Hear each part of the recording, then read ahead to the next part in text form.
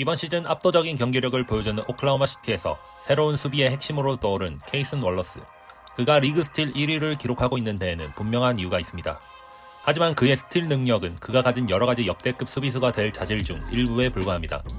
그는 겉만 번지르르한 수비수들처럼 하이라이트 장면을 위해 무리한 도박성 수비를 하는 타입이 아닙니다.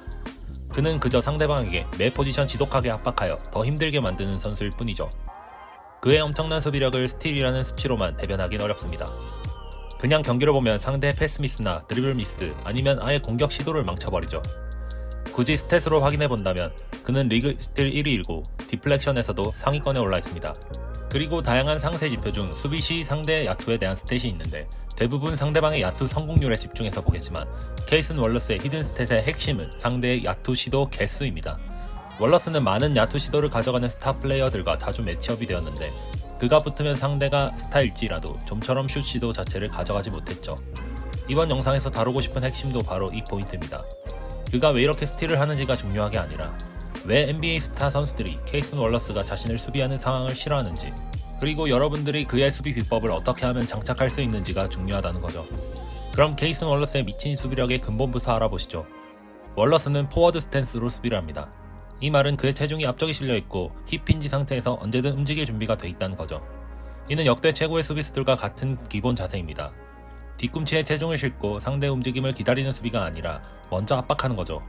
월러스는 핸들러를 상대할 때 드리블하는 공간으로 몸을 기울여 압박합니다. 이 덕분에 첫 스텝을 쫓아가는 게 아니라 첫 스텝 자체를 공격할 수 있게 되는 거죠. 이렇게 되면 압박은 더 강해지고 상대에 대한 통제력도 커집니다. 이걸 Disruptive Control이라고 부릅니다. 강한 압박으로 다음 플레이를 유도한다는 개념이죠. 케이슨 월러스는 이렇게 첫 무브를 본인 예상대로 유도하는 것을 정말 좋아합니다. 때때로 월러스는 풀코트 압박을 가져가기도 하는데요. 하지만 그 목적은 상대 진영에서 볼을 스틸하기 위해서가 아닙니다. 그저 상대를 지치게 하기 위해서입니다. 스타 플레이어들은 이런 질척임을 정말 싫어합니다. 월러스가 달라붙으면 어떤 선수들은 그냥 다른 선수에게 공격 전개를 맡기기도 합니다. 그만큼 그의 압박은 짜증나고 피곤하다는 거죠. 하지만 공을 가지고 있지 않다고 해서 월러스가 수비를 멈추는 건 아닙니다. 그는 계속해서 상대를 봉쇄하며 이제 공을 최대한 힘들게 받도록 강요하죠.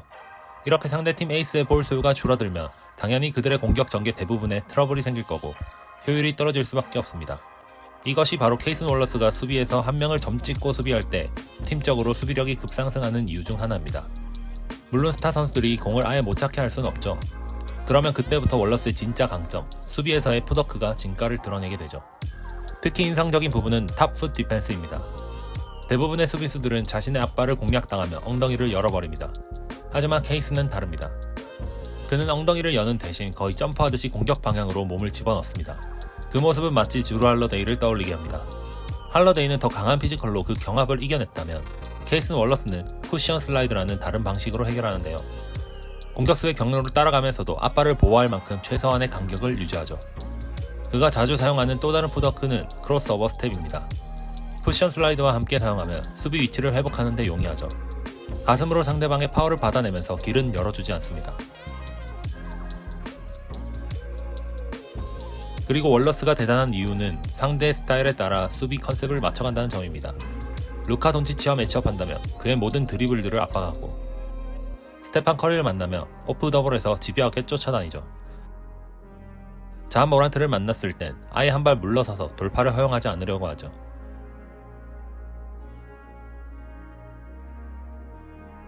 이 장면을 보시면 평범한 클로즈아웃처럼 보이지만 대부분의 선수라면 곧장 상대에게 달려들어 역동적으로 돌파를 내줬을 상황입니다. 하지만 월러스는 돌파각을 줄이면서 접근해 먼저 드라이브 길을 차단하고 다음 슛을 컨테스트합니다. 완벽한 정답을 몸소 수행한 장면이죠. 그의 뛰어난 풋워크가 결국 모든 수비를 가능하게 하는 겁니다. 사람들은 스틸을 보면 손이 빠르다고 생각합니다. 하지만 월러스의 경우는 다릅니다. 거의 항상 위치 선정이 먼저죠. 풋워크가 수비에 유리한 위치를 선점하게 하고 선은 마지막 마무리를 할 뿐입니다.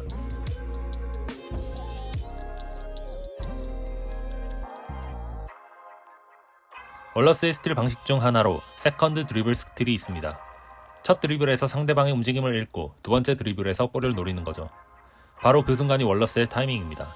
게리 페이튼 2세도 이 개념을 직접 언급하고 영상으로 보여준 바 있는데요. 그리고 월러스는 크로스오버를 노리는 감각도 탁월합니다. 공이 한 선에서 다른 선으로 이동하는 그 타이밍을 완벽하게 포착해내죠. 그는 공이 있던 자리를 노리지 않습니다. 공이 갈 곳을 예상해서 차단합니다. 그 지점이 볼이 튀는 지점이건 반대손에 도달하는 지점이건 상관없습니다.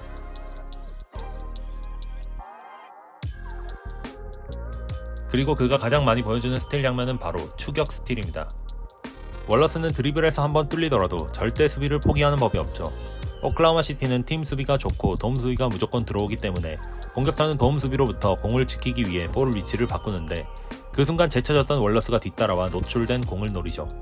노력, 타이밍, 그리고 끝까지 플레이하는 집중력, 이 세 가지가 합쳐져 완벽하게 포지션을 지켜냅니다. 이렇게 푸더크가 좋은 수비를 상대한다면 포스트업이 최선의 방식일 것 같죠.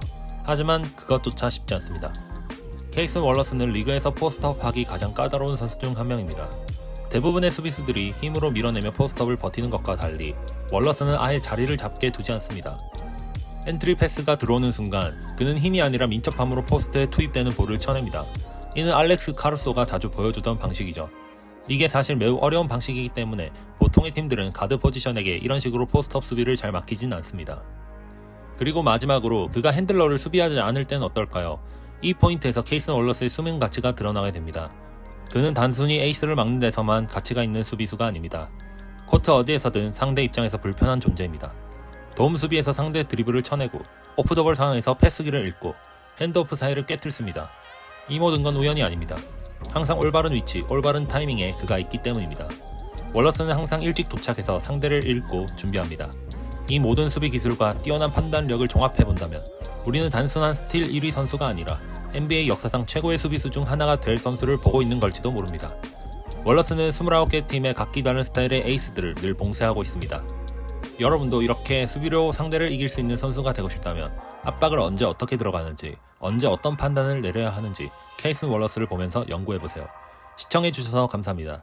유익한 영상이었다면 구독, 좋아요, 댓글 부탁드립니다.